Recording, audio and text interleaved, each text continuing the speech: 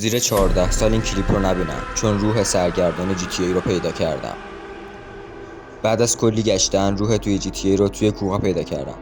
باید دقیقاً بیای همین جای مپ که برات علامت گذاری میکنم. بعد یکم منتظر میمونی و آره حالا ظاهر شد. الان با تفنگ روش نشونه میگیرم تا بتونی بهتر ببینیش.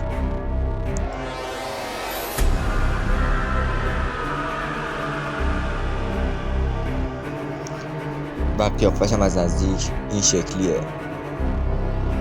هیچ بلایی هم نمیشه سرش آورد. مثلا که دارم بهش آرپیچی میزنم و سالم همونجا مونده. ولی این یک روح معمولی نیست. داستان یک قتل مرموز پشتشه.